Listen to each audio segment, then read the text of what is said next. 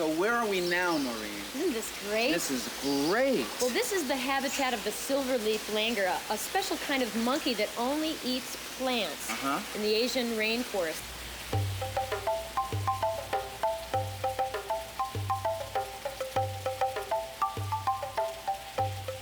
Wow, this place is huge.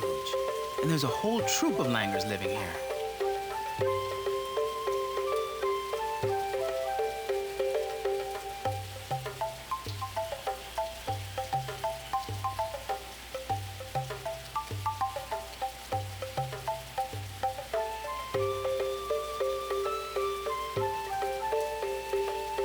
I know it's man-made, but this environment looks so real.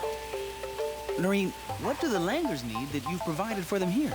They need a big amount of space, lots of tall trees, just like in the rainforest. They also need these beautiful vines we call lianas to climb on.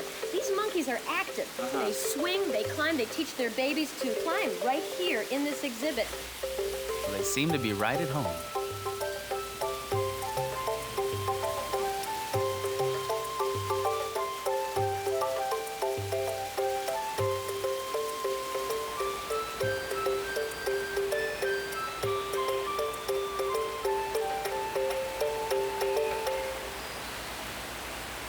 Noreen, this is an incredibly complex habitat. Where are we now? This is my favorite of all. We're on a mountain, and we're right alongside a river with a waterfall right there at the end. Beautiful.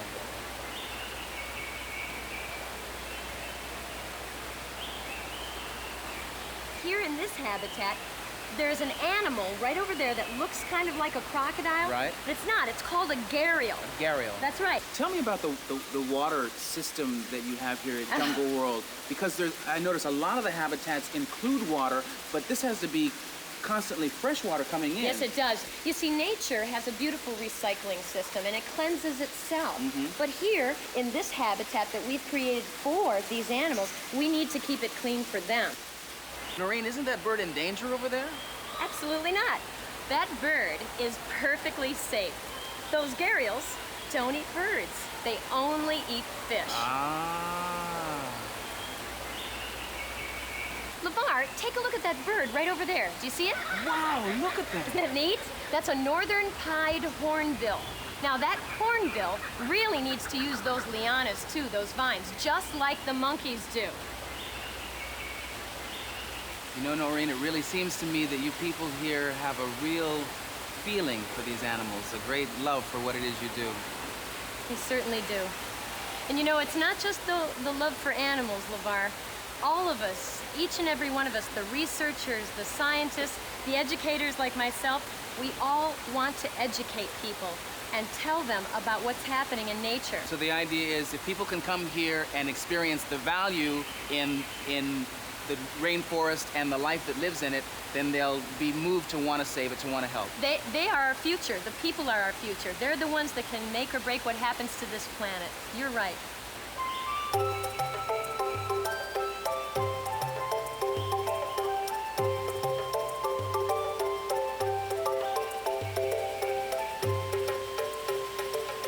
As you can see, making a home for animals is complicated. You have to create a whole environment to give them what they need. And that's what Brian found out in this book, The Salamander Room.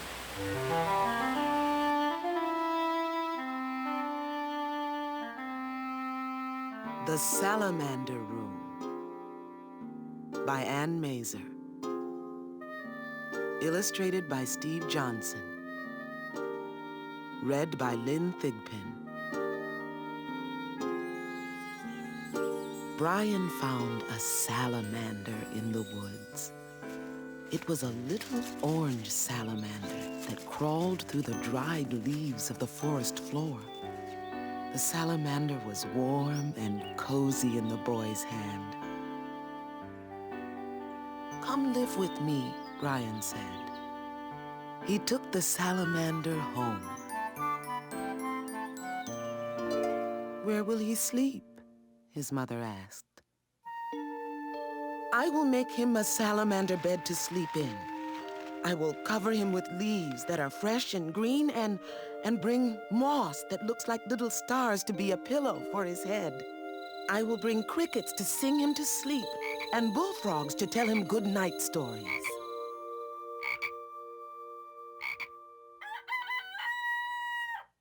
And when he wakes up, where will he play?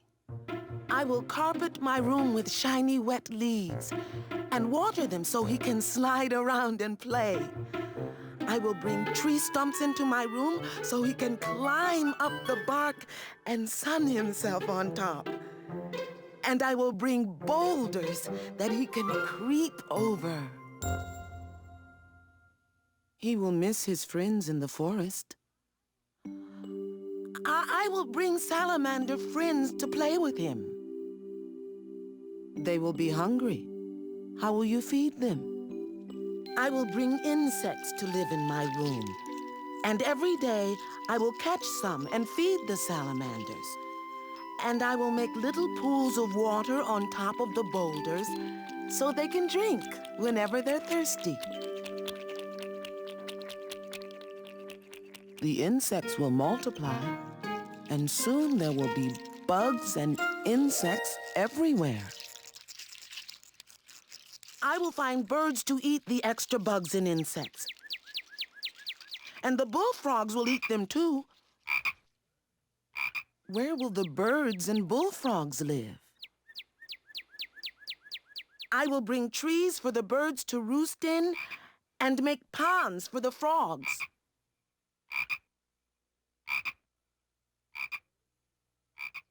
Birds need to fly. We can lift off the ceiling. They will sail out in the sky, but they will come back to my room when it's time for dinner because they will know that the biggest, juiciest insects are there.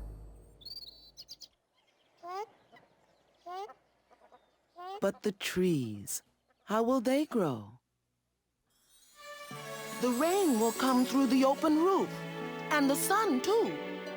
And vines will creep up the walls of my room, and ferns will grow under my bed. There will be big white mushrooms and moss like little stars growing around the tree stumps that the salamanders climb on. And you, where will you sleep? I will sleep on a bed under the stars, with the moon shining through the green leaves of the trees. Owls will hoot, and crickets will sing, and next to me, on the boulder with its head resting on soft moss, the salamander will sleep.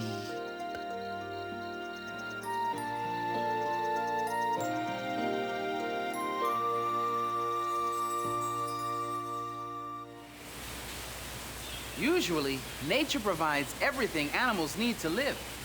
But when you create the habitat, you have to provide it. So, how do you make a jungle?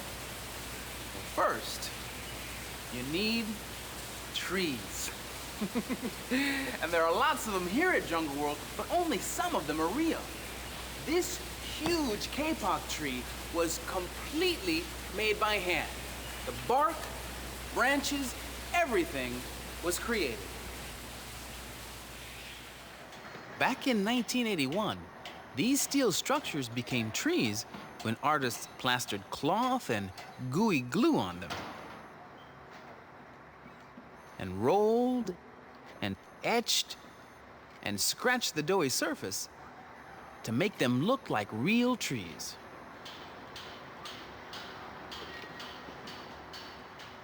The branches had to look right too, so epoxy was patted and rubbed onto every inch of the tree. This man even painted an imitation fungus right onto the bark. But what about that huge fallen tree trunk? It looks like that just happened, right? Wrong. A big fake log was put there by the creators of Jungle World because lots of trees fall like that in the rainforest. And see that person up on the ladder? He added some real plants that would take root and grow there.